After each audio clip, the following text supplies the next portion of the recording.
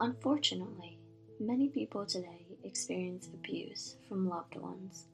From physical to emotional to financial, these individuals are affected in various ways. Not a single one is alone, and some even decide to share their story. This is Marjorie. She is a survivor herself and has founded the Forgotten Women Project in order to help others who have experienced abuse. She went from a victim to a survivor to a thriver. Here is just a chapter of her story. What kind of abuse did you go through? Emotional, verbal, financial. Can you explain what emotional abuse is?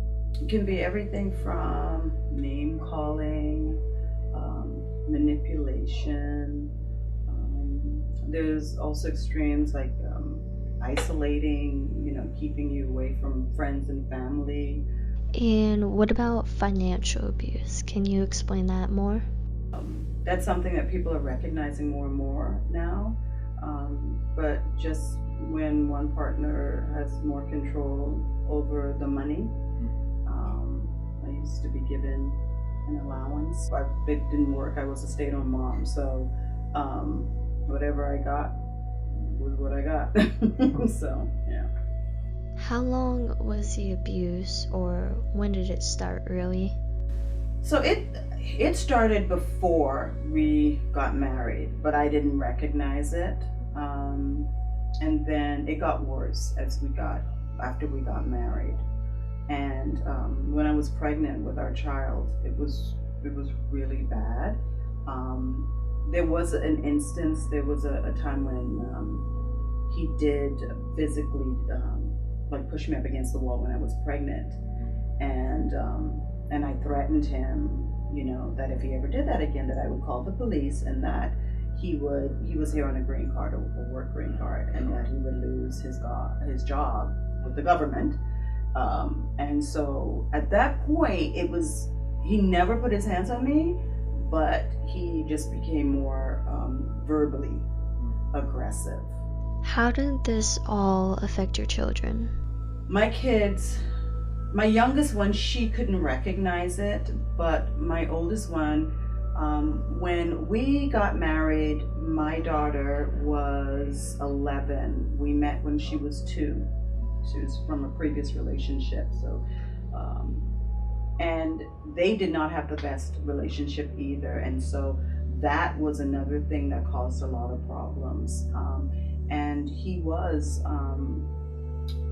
pretty verbally abusive with her too, not to the extent with me, but just in her face. One time he threw a loaf of bread at her. I mean, he would and it was hard for me because I'm trying to be the good wife and stand next to my husband, but at the same time I want to protect my child too. But that weighed on her, because when all of that happened, he basically turned his back on her. What would you say was the major turning point? He was verbally abusive one morning, and calling me names and threatening me, and I threw our wedding album at him, and that's when he called the police. And I know now that he had it all set up. He knew he was doing this. He was going to do this. And it's so funny, leading up to that, when I told him I was going to get a divorce, he started to become ill. He would be in the bathroom, he would throw up a lot.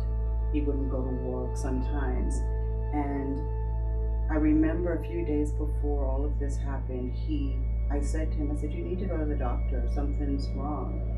And he rolled over and looked at me. He said, if something ever happens to me, I'll leave a note that you're responsible. Now, when he said that then, I was like, that's an odd and weird thing to say. Yeah. But now, looking back, that's really scary. And I wonder what he was up to. And so that morning when I threw the wedding album, he locked himself in the bathroom, he called the police, And he told them, basically, that was not a reason to take me to jail, but he told them that he was afraid for his life. And so at that point, he got me out of the house, and he filed a restraining order. He closed all our bank accounts and left me out on the street. What did you do as a job before or during all of this? Well, I wasn't working. I was a stay-at-home mom the entire time we were married. And then where we lived in a place where there really weren't a lot of jobs. So it was hard for me. I couldn't just move. And all I had was a high school education. I'd not gone to college, and I hadn't worked in a long time. So work for me during that time was, I worked like at a Cracker Barrel, and I cleaned a lot. I did housekeeping, and just little odd jobs here and there, just trying to survive. And then finally, I was like, I think I'm gonna need to go to college. I was at 42. And what did you study in college? Theology, yeah, and my minor's in women and gender studies. And really, there was nothing there, and ideally, I would have liked to have moved to another city and get away from him, but it took 1.5 years for us to fight through that divorce. And then we ended up getting joint custody, sharing custody of our daughter, and so I couldn't go anywhere. I had to stay there and try to make it work. And what about your oldest daughter? She went off to college, actually, that year. Thank God she went off to college. Yeah, that the year that all of that happened, she was a senior, and she got into FSU, and I sent her off to college. So it's funny though, that year it's like I didn't have anybody, because I was taking care of my family. I'd been a stay-at-home mom. I didn't have any of my children at home with me. I had no husband. I was just alone, and I had no family in the area. So I was really having to fight this fight by myself, and I had nothing or no one to lean on. What about his family? Did you hear from them or have any interaction with them during all of this? None of them ever reached out to me. Ever. Not even to say bye. How have these events and this experience helped shape who you are now as a person? Oh gosh, they help reveal who I am. First of all, abuse strips you. It strips your identity. So the title of my book is Who the Hell Do You Think You Are? And people always ask me about that title, and I told them it's because one evening when I was sitting across the dining room table from my then husband, I was telling him that I wanted to work with women. I knew I wanted to do some sort of work with women and help them, and trying to figure out what I wanted to do with my life.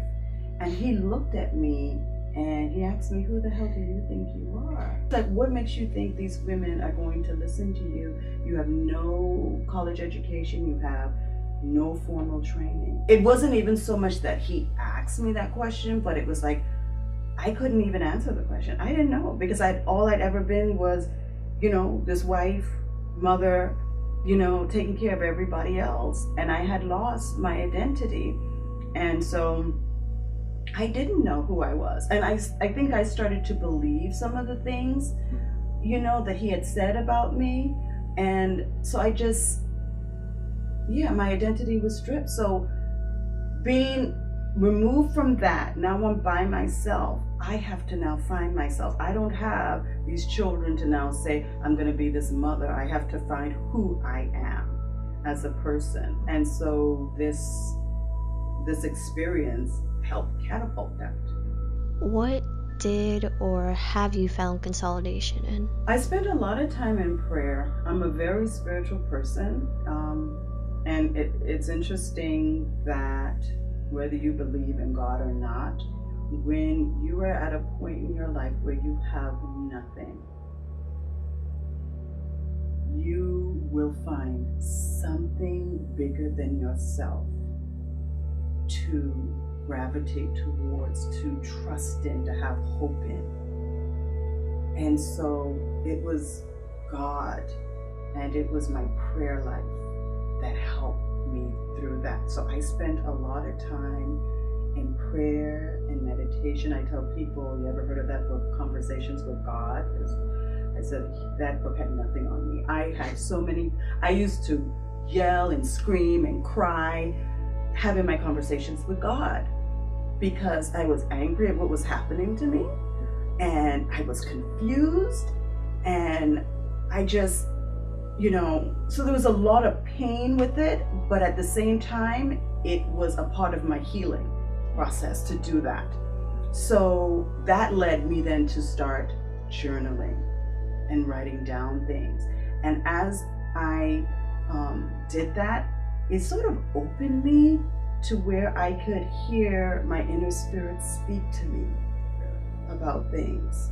And it's, people say, you have the spirit eye. We all have a spirit. That it's like that started to open up because I allowed myself to, because I didn't have anything else. So it's like stripping yourself of everything and letting whatever this creative thing is in our world, God, just let him speak, because honestly, I don't know what to do with this situation. Nothing could prepare you for it. Right. So that's where I was. And how was the court situation? Can you explain more about that? So they didn't look at the abuse at all. They didn't even, I kept emails of all of his verbal abuse, still have it today, because the attorney told me to, and he never used it. And I brought it up, but the judge didn't take any of that into consideration. He just looked at the end, he gave us joint custody, but he allowed my daughter to stay in the home with him during school nights, which is sort of untraditional because everyone was expecting that she would come home with me and she would be with him on the weekends. And he didn't do that. He said for continuity purposes, he wanted her to stay in the home. And he was so gracious to give me $50 a month in alimony. But at the end of the day, I think all I wanted was to know that I had the same rights as he had to my daughter, because for that entire year and a half, he used her like a pawn, and he kept throwing in my face that, I have majority custody and you cannot do this and you cannot do that, and took every chance to belittle me and not respect me as her mother. So that was hard for me too, to deal with that, because I had to remember I am still her mother, and no matter what the courts might say now, I have to have hope that that will change. And so at the end of the day, I did end up getting joint custody with her, but as we were going through, we went to court like several times, and every time we'd go, they would delay, or they wouldn't award me, temporary alimony or anything like that, knowing that he made, very good money, and I was barely making it. So the problem I have with the legal system is that they don't look at the emotional abuse. They don't look at the effects that it has on the entire family unit, even that child, because if he does it to the wife, he will do it to the child. And look at the fact that they're using the child as a pawn. Pay attention to that. And they don't. And there's a lot of attorneys that don't either. I'm grateful to have a pro bono attorney for a year and a half, but he really was set on trying to get me the most in alimony and the most in child support and, that financial. But there was more to it. At the end of the year, he ended up getting an award for his work on my case.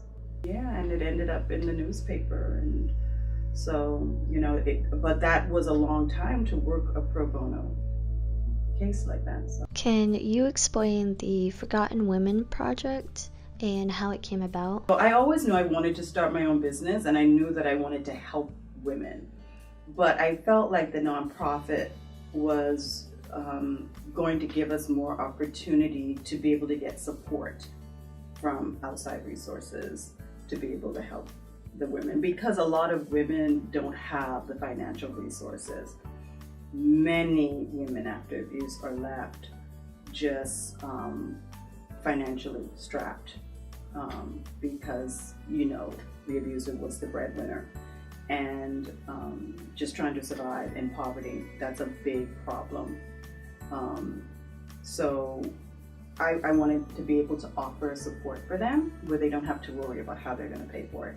Where would you like to see the Forgotten Women Project in the future? We want to see this nonprofit grow in the entire state of Florida between now and 2020.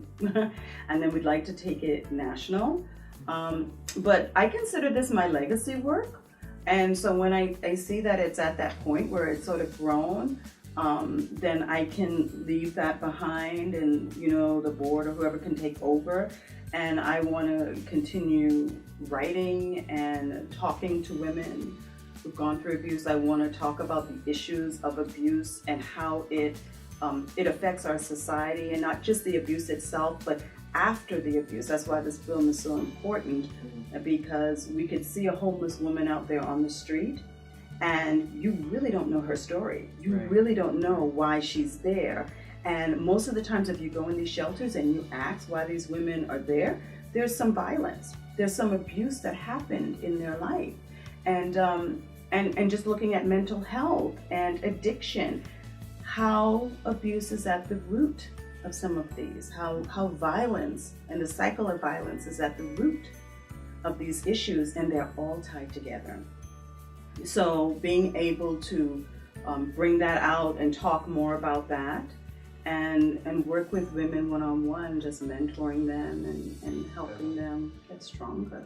Do you have any advice or words of wisdom to someone going through a similar experience right now that you went through? If the woman is still in the abusive situation, it's important to have a plan to exit that situation. It's not easy. People always ask, why don't they leave?